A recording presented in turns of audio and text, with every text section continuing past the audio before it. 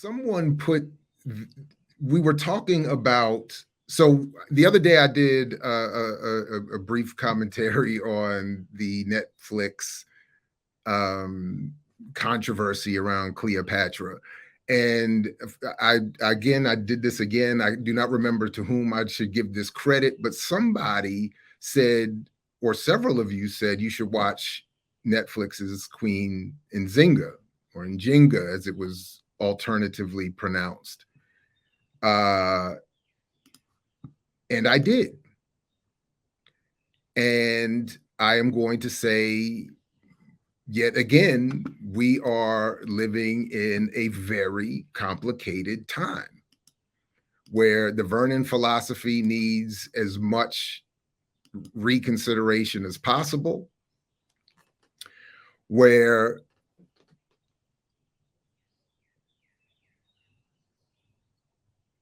deep engagement with history and radical politics and organization is essential.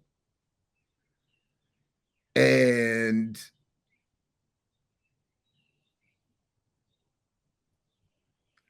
in my notes, because I realized I found out that this was executive produced by Jada Pinkett, that I put Jada versus Vernon, because Jada did something here to the extent she deserves credit for it that is messing with me. Yeah, Yipper, Jada executive produced this. And as commercial media goes, I think we've hit another record. I think so admittedly, this is not my area of expertise, so there's probably a lot of details of the history that they got wrong that I'm just not aware of. But in terms of what they did in this semi-dramatized and semi-narrated documentary style 4-part series is, I think, remarkable. So just starting with the quality of the production, with the acting,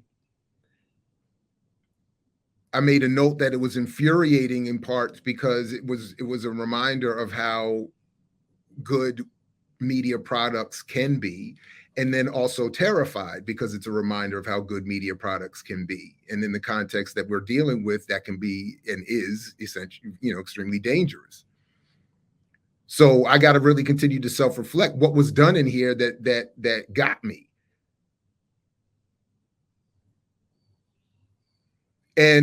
But as it goes, but in terms of like a straight media criticism, I have zero to say. This thing was remarkable. And I said that the Cleopatra joint was trolling. I made a note here that this is really trolling. Because on the one hand, we can get something this good that Netflix won't promote, that mainstream culture can't allow to be promoted. It does not become part of the zeitgeist as other things are, and it doesn't get elevated to, for instance, things like House of Dragons and Game of Thrones and all that. This could easily be turned into something as good, if not better. One problem, of course, as they do so well with this, is that there are no white heroes and white folks get killed. Black women kill white men almost routinely in this series. It is the absolute reversal of what I've been incredibly, very critical of over the last few years with a lot of these films, where like Nate Parker's Nat Turner and others, where Black people suffer all the physical violence on screen, and even at the height of a rebellion, white people don't die on camera. They heard me and check, took care to check. Again, there's not even what was that other one in what was the other one? Was that Woman King? There's no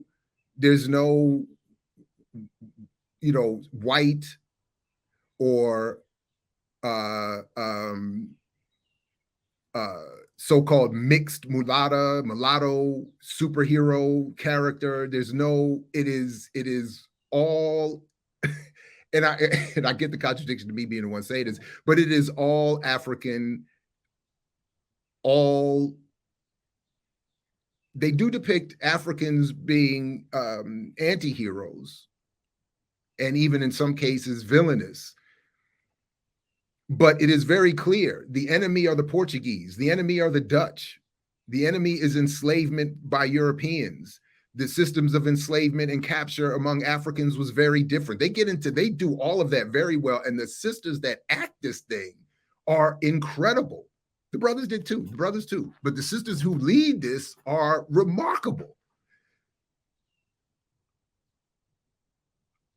So I don't know what. Oh, I see Michaela Angela Davis. I see. Okay, so I see. I didn't know she was involved. I'm seeing her face on screen. I don't know what analyses are being put on this. Chuck D, is he talking about this? What is this? What am I looking at here? Anyway, I don't know what others are doing analytically with it, but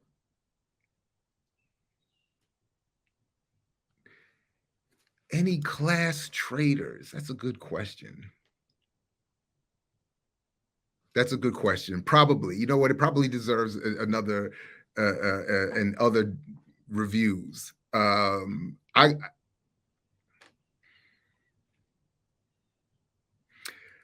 mean, it's off the top of my head, I would have to say no, because even when they focus on the queen, I mean, they do a lot. They do a lot with showing. Again, I think experts on African civilization and gender would have to get more deeply into this. I'd have to read more, or they'd have to be brought here. But they do some, I think, remarkable things in explaining and showing how women ascend to leadership, how leadership is gendered.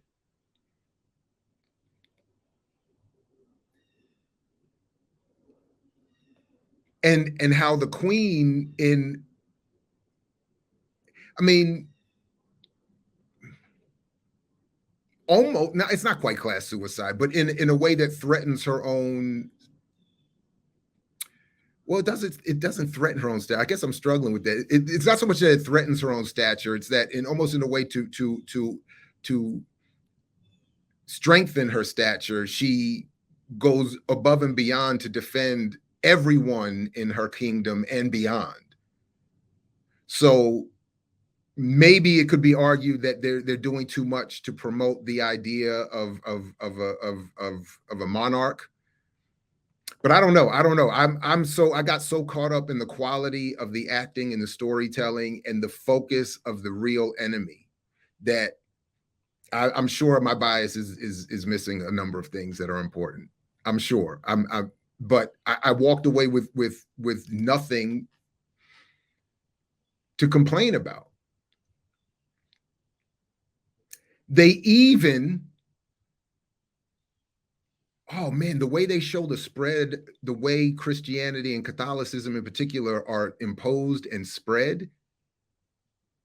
I mean, you can see so beautifully the history unfold. Oh, I got to say I'm a Catholic to get you to get the Pope to say to other Portuguese that you can't come here and keep stealing my people. Cool. I got to make deals with other Africans who are already capitulated to the church. Cool. I got to do the rosary and all of that and show over a decade to the Pope that I have Catholicized my people. Okay. And it's not to justify the decision, and it's not. It's to. I thought it did a great job of heightening the pain for the viewer of what the situation really is. The nightmare of having to deal with this unending, encroaching, colonizing force that lies, that does whatever it has to do. So I mean, I thought that was brilliant. It even showed how they were faking it. Yeah, I'm a Catholic. Yeah. Anyway, I mean, then they get into some of the debates around in making a deal with another community. Did Njinga become a cannibal? Did she do all, they get into some of, there's some fascinating, and the way I think even that they deal with all of that is fascinating. But again, all in the context of, whatever African people had going on was not what these white folks were doing.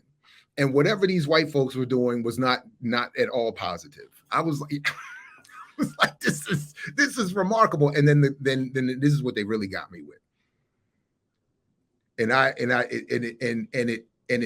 in terms of thinking about what Clarence Thomas has been getting away with and what the Supreme Court has and has not been doing, and even going back to the debate that I had with Dr. Carr over the value of the vote in the Supreme Court and all of this other stuff. What is the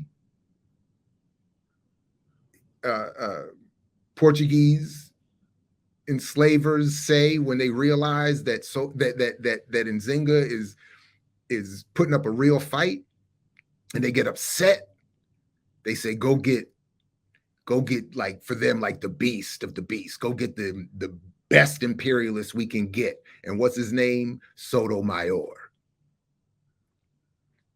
I was like, Netflix is messing with me today. Sotomayor. I said, so that's the name? That's the name you dragged up into the Supreme Court talking about diversity and the first woman this and the first Latina that, and that's the name you drag up in there? This brutal enslaver's name? This Portuguese? I was like, yeah. Oh, man. Yeah, they did.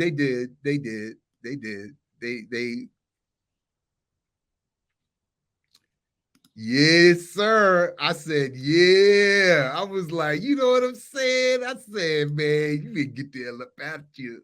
Yeah. But I said, they got me, man. They got me. You had me at hello.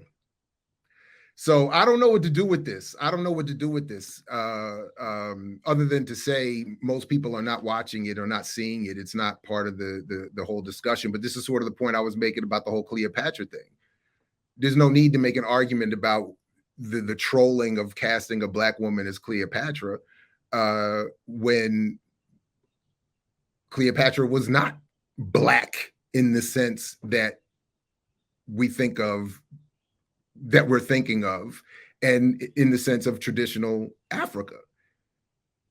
But here's Njinga, just one of many examples that we could point to if, in fact, you know.